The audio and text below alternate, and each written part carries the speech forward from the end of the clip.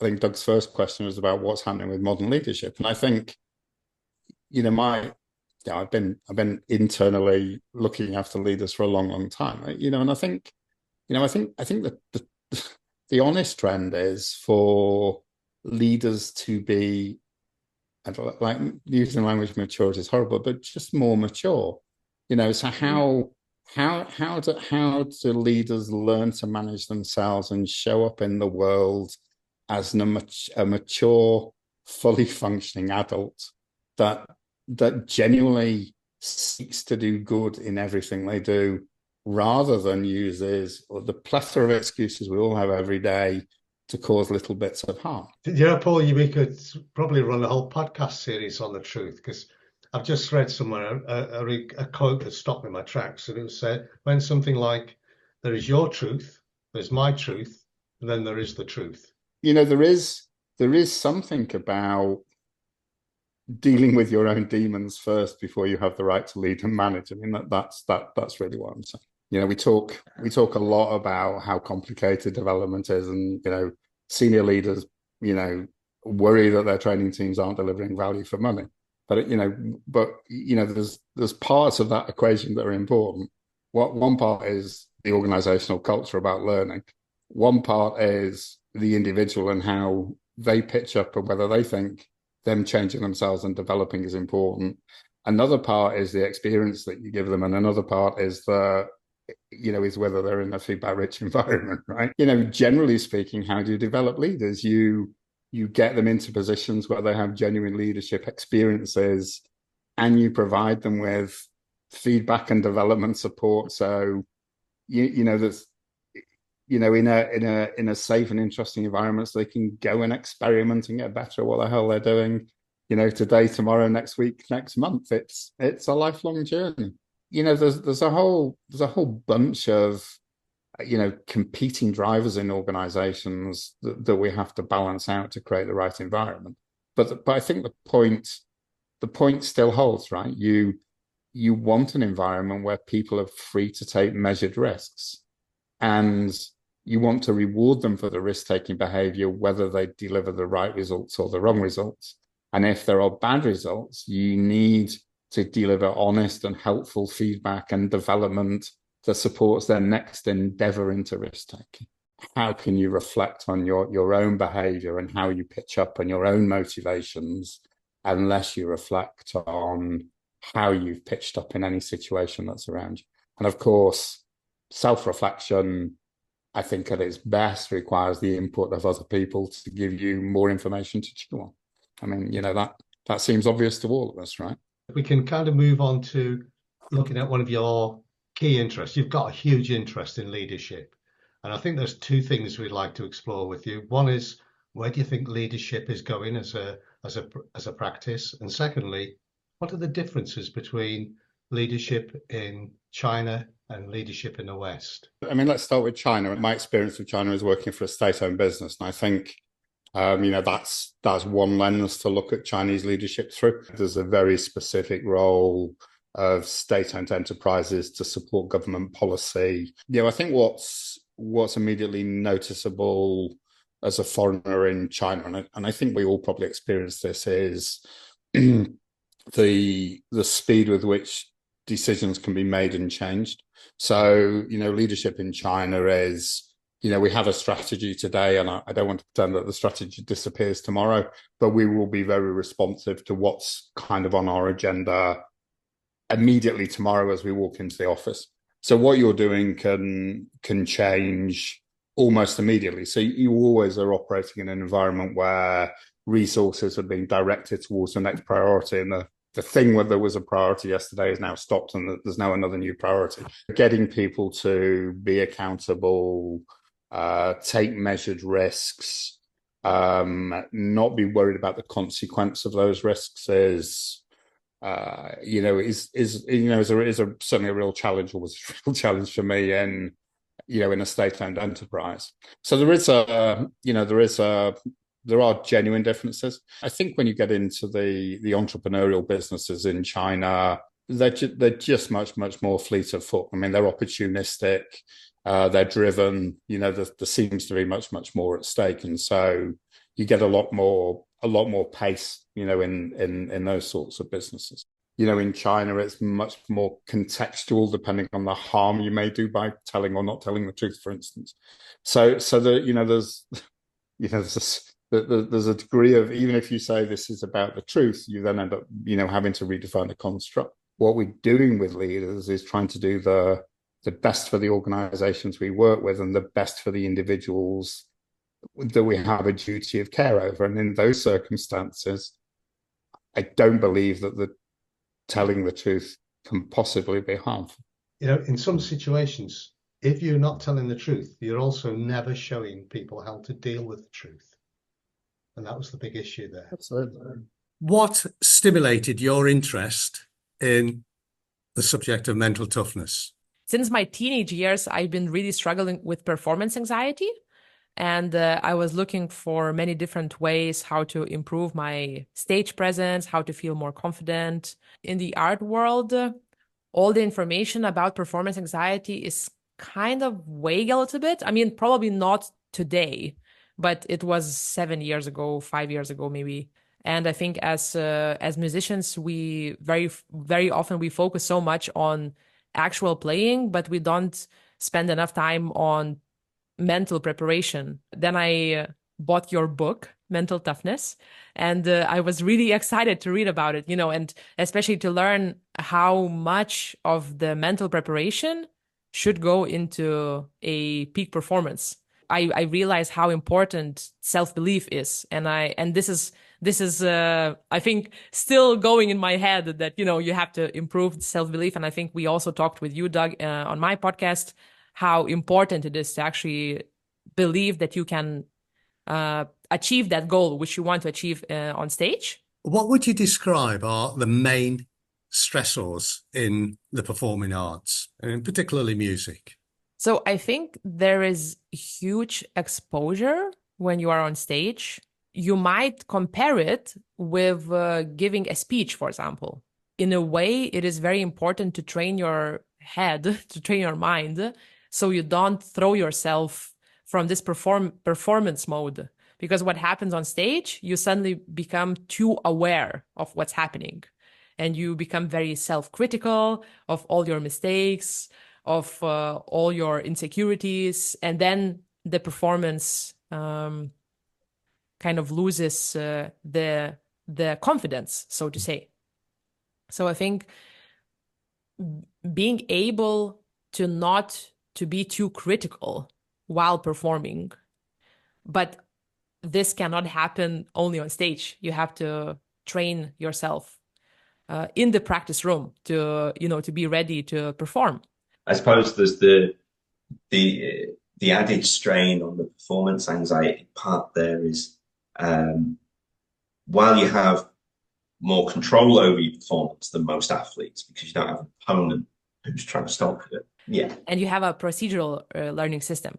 And as I understand, playing piano and, for example, learning sports go through this procedural learning system.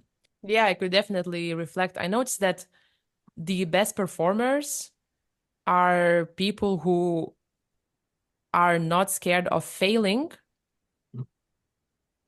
but then those mistakes, they don't overshadow the risk. So they are willing to take the risk, even though they know that they might do mistakes. And those performances are the most exciting. For me, one of the things that I love about mental toughness is it stops some of that sheep dip training that you might get. Everybody needs confidence. Well, no, not everybody does. Some people don't need that. They need something completely different. In fact, lots of people need something different. So it allowed them, and I think for the offenders especially, for them to feel like they were being dealt with as an individual. When you've been in that institutionalized in that way, you kind of lose your identity, the who you are, the kind of things that make you tick, your values, your beliefs, and actually they were able to work with them on a one-to-one basis that I think made them feel for the first time valued. They've got somebody that really works with them on an individual level. They flourish and they've gone into work, volunteering or education.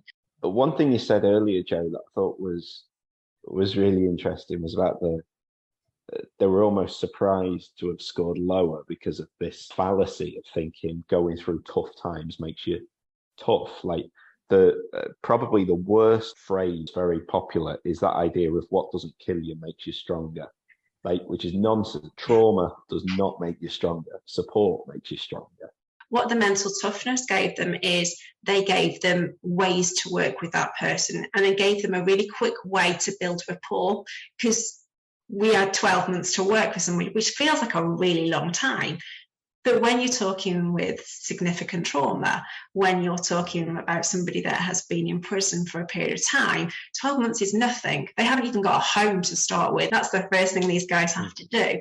So while 12 months might feel like a long time in our world of L&D or OD, to support somebody when they've gone through multiple challenges of what is deemed by perhaps society as multiple, they have multiple complex needs, 12 months is not a long time. And we very much focused on solution-focused mentoring. So we looked at all the strengths that a person brought rather than the problems, to really support somebody to get them to feel settled. If we look at that kind of that fundamentals, Maslow's hierarchy of needs, these guys don't have any of that to start with. So that one-to-one support was really crucial. And that's how we got, I guess, everything to work and everything to click together, if that answers the question, John. Yeah, it does. Got fantastic results. We measure the social return on investment of the project. As I mentioned, we're able to evidence a social return on investment of this project to around £45,000 per person on programme. I guess if we're looking at it from a data level, what we know is that from an MTQ basis, participants significantly have increased their mental toughness scores throughout the programme.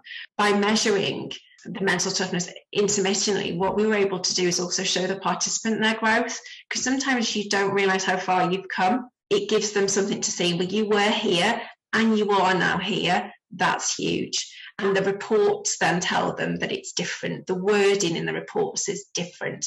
So it really does enhance their growth, I think, and that's really useful. Individual personal things that for me, they may seem, like I say, small, but seeing somebody that didn't make eye contact, somebody that, when you first met them, couldn't be in a room with other people, suddenly then speak in front of 80 people at one of their conferences, telling them how the project's impacted them and the difference it makes. That stuff's really brilliant.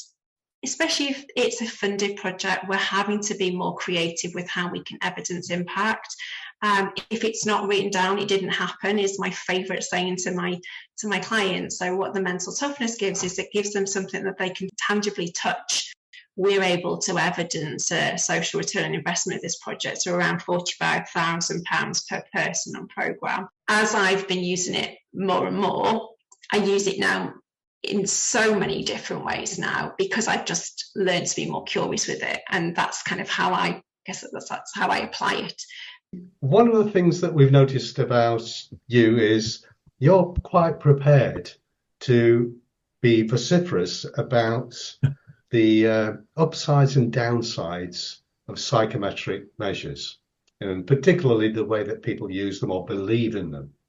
Where I got really interested in psychometrics was probably thinking about my own development and just doing a little bit of research, because going from like a civil engineer to whatever I am just now, there were different choices along the path about where to put some tokens into professional development, what badges to get, all that kind of stuff. And so one of the badges was some sort of personality profiling tool, and I knew nothing about it, but I very nearly pulled the trigger on becoming like an MBTI practitioner.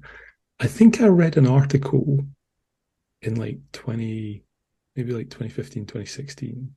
And it might have been like Psychology Today or something like that. And it was like MBTI, the fad that won't die. Yeah. Something like that. There's an article out there like that. That might be more recent, but there was definitely an article way back then. And it just kind of pointed out that from a statistical perspective, MBTI is no better than a horoscope. I think I'm also sort of just naturally quite skeptical. And my exploration of the leadership and management development industry, the people development industry, coaching, everything like that is, to my horror, a lot of the ideas that I came into contact with, when you give them a bit of a nudge, they fall over. Effectively, just the more I poke and prod at things, the more horrified I am to find the not just the lack of credible research that sits behind things, but also sometimes the obfuscation around research. So I do believe there's like a degree of cynicism from some of the vendors of these kind of things, that they make things look more credible than they are. MBTI wasn't even developed by psychologists, you know. No. It was developed by a couple of crime novelists, you know. Had no grounding in theory, nothing. I would say a total of 0 papers use MBTI because it's just not it's not a psychological theory. It doesn't exist in psychology. It just exists in like this sort of in this practice world. But you almost went there. And why do you think so many people then buy into it? And so I think, you know, if you look on a website and they say we sell a profiling tool, it's not unreasonable to think that that is a profiling tool. And I think there's a very good argument to make that some of these don't even meet the basic definition of a profiling tool. I get emails from people about, hey, you know, I've just become accredited in this, I'm doing a discount, blah, blah, blah. It sometimes makes me want to scream, because I think, hang on a minute here, some basic questions here like reliability and validity, you know, just basic psychometric properties or test theory, but it's not being taught. That once you induct people into a way of thinking, you'll get a lot of confirmation bias. So I heard that in what you were saying, John, about, you know, if we just stand back and think about it subjectively, the evidence of our own eyes tells us that people are more complicated than 4 colors or 16 types. But if I've spent my money and I've spent my time and I've had someone very credible and charismatic and persuasive inducting me into that line of reasoning, the chances are a significant number of people will then just go with confirmation bias. I was chatting to someone who's a couple of weeks ago who's commercializing some of the research around personality, and he was saying, look, William, don't stress too much about this. This is just what humans have always done since the dawn of time. I think the professional bodies and institutions could really start to think about the standards. And then the other thing is, I think, bridging the divide between academia and industry. And I think in the gap that exists, things will move in to fill it. And I think those things will be incredibly easy to use, incredibly well marketed, but there's no real incentive for them to be robust. When I do this presentations, coaches, I put up this like quadrant of, if you imagine sort of X and Y axes of being the sort of evidence behind something and the prevalence. Most coaches genuinely want to deliver something that has meaning behind it. So they might be thinking, all right, that's interesting. I need to upskill in my kind of buyer beware. I need to know. So what is it that I'm looking for? So what kind of advice would you give them? What kind of things do they need to look for if they're going to a website? The straight answer would be reliability and validity. A really warm welcome, David, to this podcast. What we're interested in today is to explore your work around coaching and mentoring, because you can justifiably be considered one of the pioneers of coaching and mentoring. What drew your attention to coaching in the first place, and how do you think it's evolved over the years? Coaching didn't really exist, not in the way that we know it now. When I first got involved, really that was the foundation in the States of what we might call sponsorship mentoring, which is sort of a mishmash of mentoring and sponsorship. Coaching up to that point had been, for its very short life, since the mid 1800s, had been a very directive form of tuition. And only in the mid to late 1990s did it shift in terms of the literature and everything else to being a more non-directive approach. We'd formed the European Mentoring and Coaching Council in 1991, had its first conference in 1992. And we then, after a few years, found these people called coaches who were saying to them, hang on, but what you're doing is what we're supposed to be doing. Now, and so rather than say, go away, we said, well, come and join us. There are far more similarities between coaching in its modern form and mentoring than dissimilarities. What we're trying to do is to help somebody gain clarity so they can make better decisions. There's clarity about what's going on for you inside. Who are you? What's your identity? What are your fears and aspirations and hopes? And then there's clarity about what's going on in the outside world. What are the opportunities? Where are your sponsors? How can you best employ your strengths? And coaches and mentors help people, coaching and mentoring help people have conversations that link that better understanding of your internal world with a better external understanding of the external world. So automatically, that helps you to be clear about what you want and how you're going to go about it, and the resources that you have at your disposal to achieve this. They give context, not advice. And there's an enormous difference between those two things. So context is information that helps you with your quality of your thinking. And advice is doing the thinking for you. 15 years ago, we started working in this whole area. But what is a mature coach? What does it look like in terms of how people evolve in their capability as a coach? What we are able to prove is that there are a number of movements that happen which do relate to doing less and being more. Letting go of all the tools and techniques, you pick them up as you go. They are not the core of what you do. It's the being and its experience, and it's the conversation, the relationship that actually count. When we did the first coach maturity study, we fixated, if you like, on the stage model, because one of the things that the stage model theory says is that you move from one level to the next, because you get dissatisfied with the things that you've relied on before don't work in a particular situation, and you've got to rethink. Now, what we actually have extrapolated from the data, the more recent data, is that this is a continuous process, and it isn't a state. You don't jump from one stage to the next and then to the next. You are in a constant evolution by experimenting and finding things don't work, being dissatisfied, and so it's a constant process of dissatisfaction, not a staged process of dissatisfaction. How do you see psychometrics fitting into coaching, and what makes, because probably like coaches, I think there's probably some good ones and bad ones. Yes. and more of the bad ones than the good ones, but yes. Yeah, I'd love, I suppose, just to hear your reflection on its use or misuse. And it's very interesting, the divergence between science and philosophy. We don't see the two as together. But they're both, science and philosophy are two different ways of looking at the world around us and reality. And they can be very complementary. So when we get to psychometrics, they're a sort of a bridge, almost a bridge between the two, because most of them are designed to around a phenomenon, and we try and put some kind of measures around it. And we never, of course, get all the measures because everybody's different. They have a certain amount of value in stimulating a conversation. Yeah.